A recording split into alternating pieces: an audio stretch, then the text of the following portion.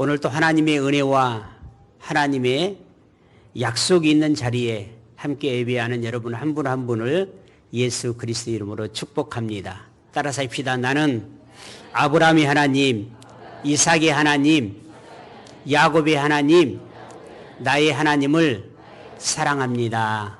아멘. 우리 예수님께서 약속하신 성령을 받은 베드로와 요한이 기도하러 예루살렘 성전을 향하여 올라가다가 미문 곁에 앉아있는 나면서부터 걸을 수가 없어서 구걸하며 살아갈 수뿐이 없는 한 사람을 보게 됩니다. 이전 10절 말씀에 미문에 앉아 있었던 그 사람의 일로 인해서 그곳에 모여있는 수많은 사람들이 심히 놀랐다고 했습니다. 성전에 예배하러 기도하러 올라갈 때마다 미문에 앉아 있었던 그 안진뱅이를 바라봤던 사람들은 마음이 매우 안타까웠을 것입니다. 그리고 그 안타까운 마음에 사람이 할 수 있는 일에 최선, 그가 살아갈 수 있도록 조금씩 도와주는 것 이외에는 아무것도 그에게 해줄 수 없었을 것입니다. 그런데 베드로와 요한이 예수 그리스도의 이름으로 그 걸을 수 없는 사람을 이렇게 세우자 그 안타까움을 가지고 있었던 모든 사람들의 마음이 어떻겠어요? 좋았겠어요? 좋았겠죠? 기뻤을 것입니다.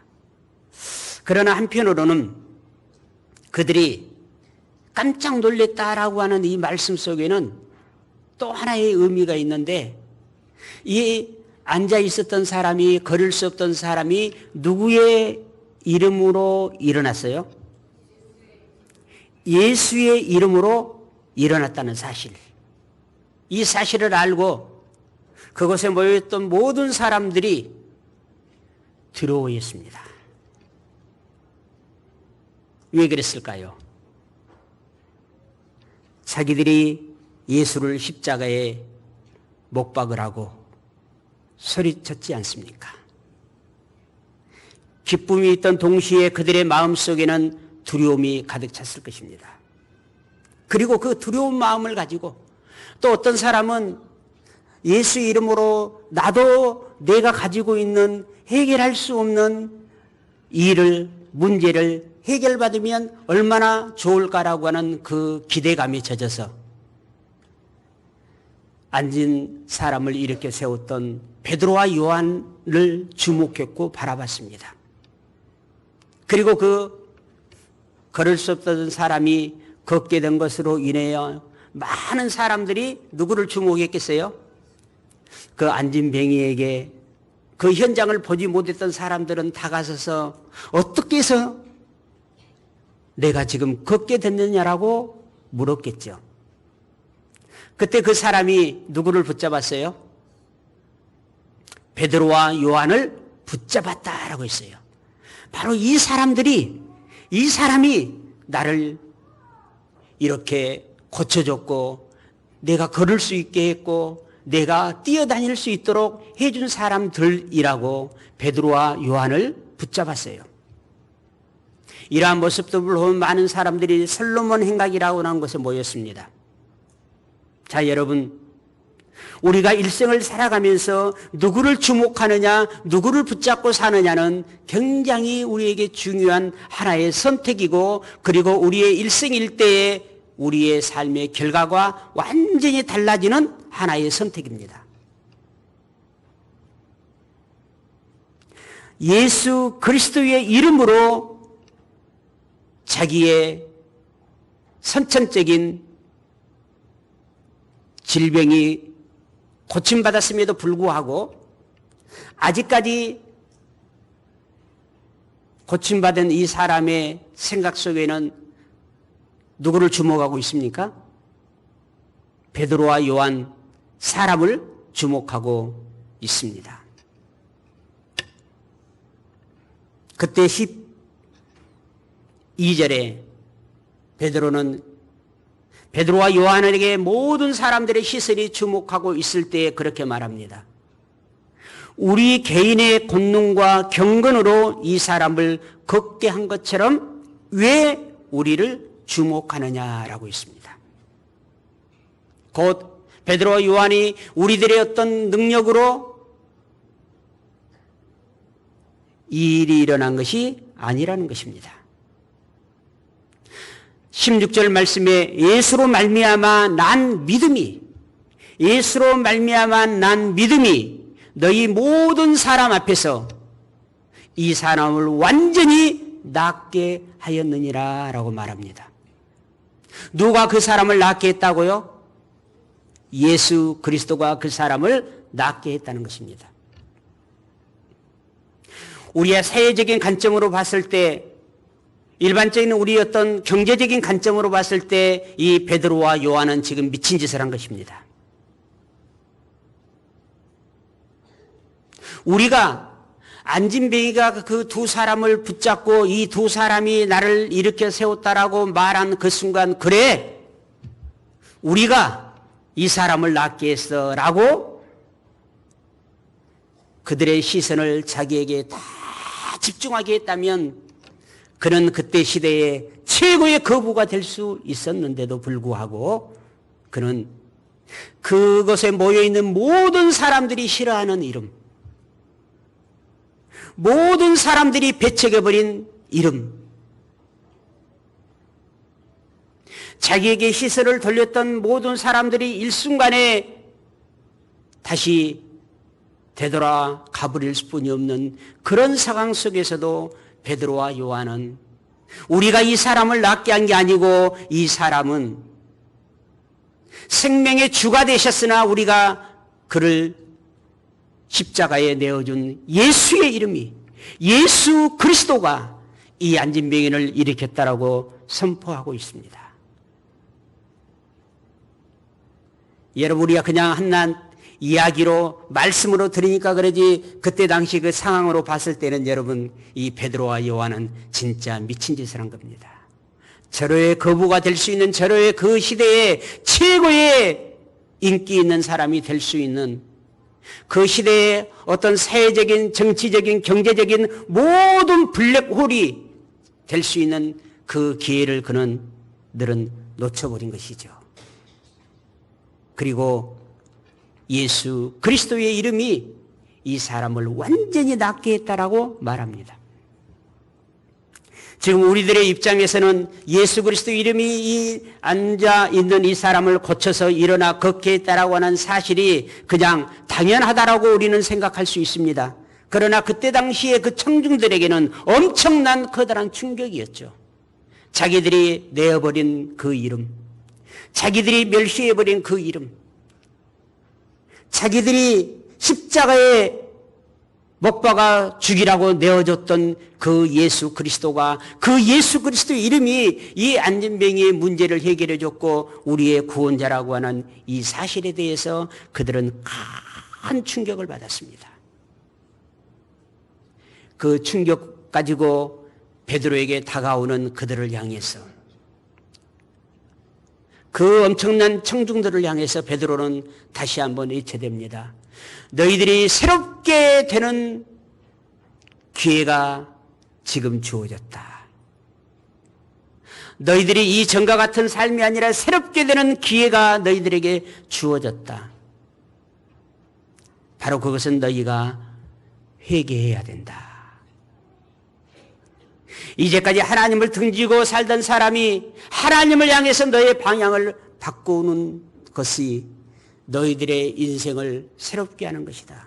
봐라, 이 안진뱅이가 예수 그리스도의 이름으로 그의 삶이, 그의 인생이 새롭게 되지 않았느냐.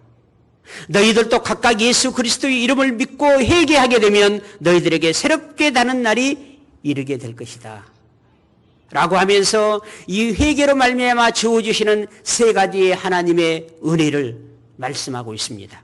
오늘 19절 말씀에 뭐라고 말씀합니까? 회개하고 돌이켜 너희 죄 없이함을 받으라라고 말씀했습니다. 곧 너희가 회개하면 너희들의 인생의 방향을 하나님께로, 너희들의 인생을 방향을 예수 그리스도께로, 너희가 예수가 그리스도인 것을 고백하게 되면 너희 죄가 깨끗이 닦여지게 될 것이다 라고 하는 것입니다. 곧 우리가 회개하는 자에게는 첫 번째로 우리의 모든 죄가 사함을 받고 그 죄가 지워진다라고 하는 사실입니다. 두 번째는 회개하는 자에게는 새롭게 되는 날이 온다는 것입니다. 복음은 정말 예수 그리스도가 나의 구원자이시다라는 것을 믿는 복음이 여러분에게 믿어지게 되면 그때부터 여러분은 이전과 같은 삶이 아니라 새롭게 되는 인생이 되는 것입니다. 고린도전서 5장 17절 말씀처럼 보라 너희는 이전의 사람이 아니라 새로운 피조물이 되었느니라. 아멘. 하나님의 자녀가 되었느니라. 아멘. 하나님의 사랑받는 자가 되었느니라. 아멘. 세상에 가장 권세 있는 이름 예수 그리스도의 이름의 능력을 가진 자가 되었느니라 라고 말합니다. 여러분이 사람에게 그 어떤 사물에 주목하던 시선을 우리 예수 그리스도께 돌리면, 하나님께 여러분의 시선을 두면, 하나님께 여러분의 관심을 두게 되면 여러분은 이전과 같은 삶이 아닌 다른 하나님이 예비해 놓으신 새로운 은혜의 삶을 살아가게 될 줄로 믿습니다. 세 번째로 회개하는 자에게는 장차 오실 예수 그리스도로 말미암아 하나님의 나라의 상속자가 된다는 것을 말씀해 주고 있습니다.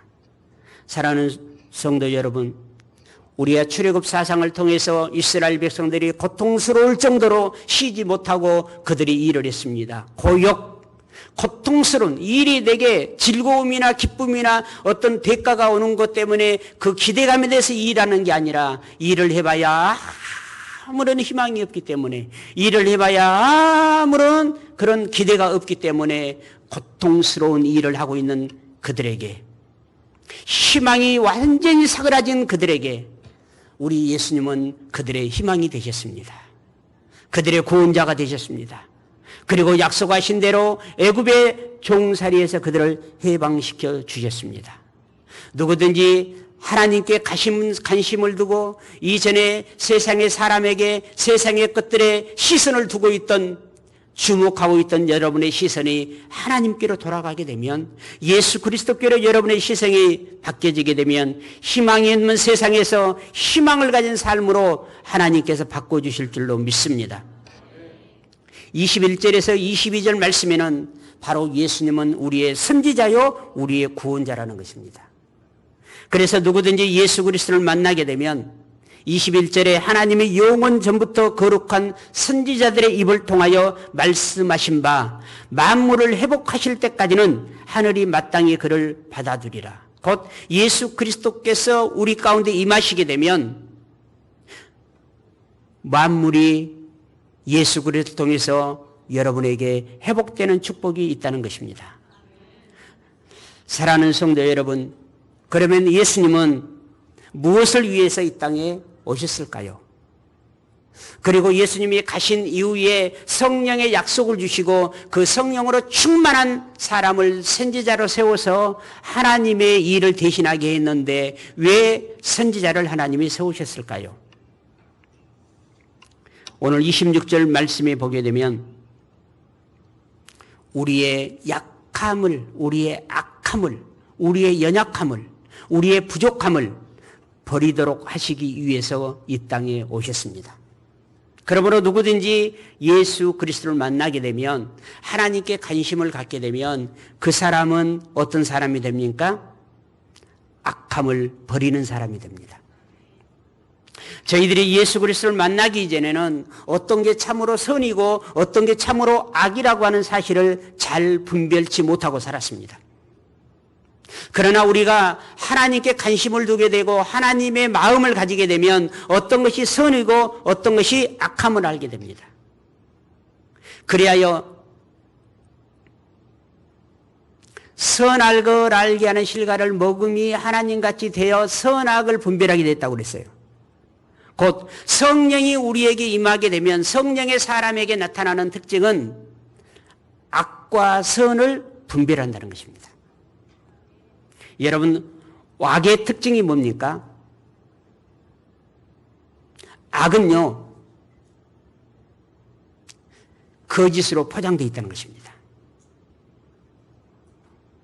그래서 그 거짓의 포장을 벗겨내기 이전에는 이게 악이라는 것을 알지 못해요. 우리가 일상을 살아가면서 그 일이 하나님 보시기에 악한 일임에도 불구하고 악하다고 생각하지 아니하고 한 일들이 얼마나 많은지 몰라요. 악하다고 생각하지 않기 때문에 거짓말하는 거예요. 악하다고 생각하지 않기 때문에 사랑해야 될 내 이웃에게 상처를 주고 아픈 행위를 하는 거예요. 그러나 그것이 악한 것인 줄 알게 되면 하지 않아요. 여러분, 거짓말이 나쁘다는 것을 알고 있는데 거짓말을 할까요? 성령이 임하기 이전에는 악한 것과 선한 것을 분별하지 못했는데 성령이 임하게 되자 밝은 빛이 비쳐서 우리로 하여금 그것을 분별할 수 있도록 은혜를 주신 것입니다. 성령이 우리에게 임하게 되면 악함에서 우리가 떠나게 되는 거예요. 아멘. 두 번째로 예수님이 이 땅에 오신 목적, 그리고 이 땅의 선지자를 통해서 우리들에게 주 예수 그리스도의 복음을 전하게 하시는 목적은 복을 주시기 위함이었다라고 말합니다. 복을 주시기 위해서 예수님이 이 땅에 오셨다라고 말씀하고 있습니다. 26절에 하나님이 그 종들을 세워 복 주시려고 너희에게 먼저 보내사 너희로 하여금 돌이켜 각각 그 악함을 버리게 하셨느니라 라고 했습니다.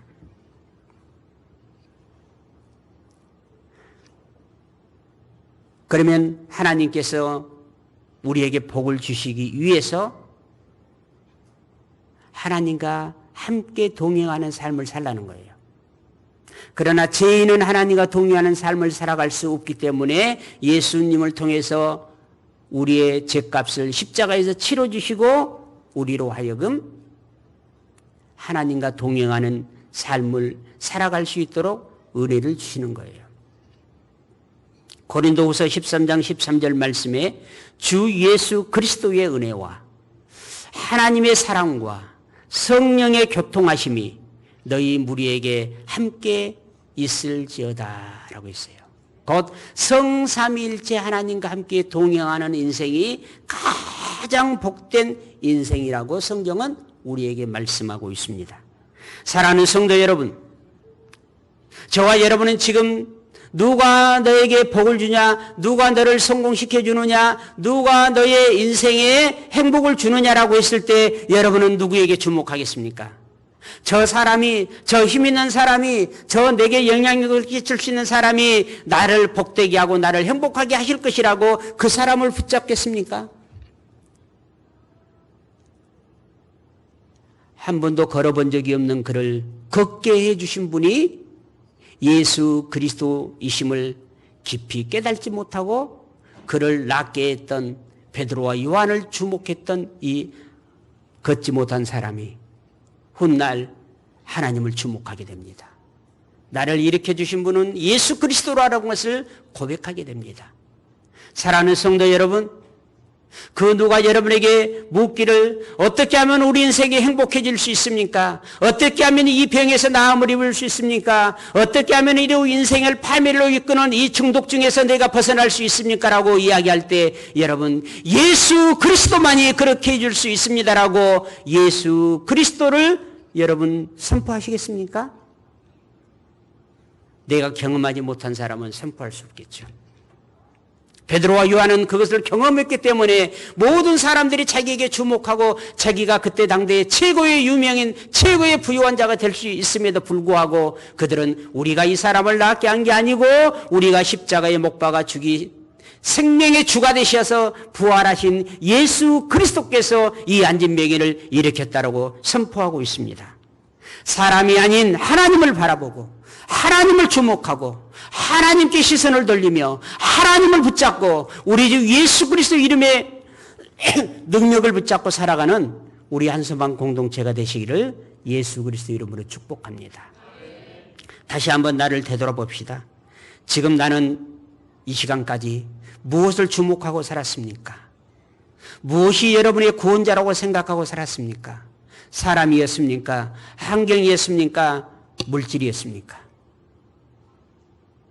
그렇다면 여러분은 오늘 시선을 바꾸셔야 됩니다. 하나님께 관심을 둬야 됩니다. 하나님을 붙잡으셔야 됩니다. 예수 그리스도의 이름을 붙잡으셔야 됩니다. 그럴 때 우리에게 하나님의 예비하신 복이 우리에게 임하게 되어지는 것입니다. 사랑하는 성도 여러분, 회개하십시다. 여러분의 인생의 방향을 바꾸십시다. 사람을 붙잡고 사람에게 주목하고 세상의 것에 주목하고 살았던 여러분의 시선을, 여러분의 생각을 우리 하나님께 두십시다. 예수 그리스도 이름의 권능을 믿고 예수 그리스도 이름을 선포하면서 하나님이 주시는 은혜의 약속의 복을 누리면서 살아가는 결단이 여러분에게 있기를 예수 그리스도 이름으로 축복합니다. 기도하겠습니다.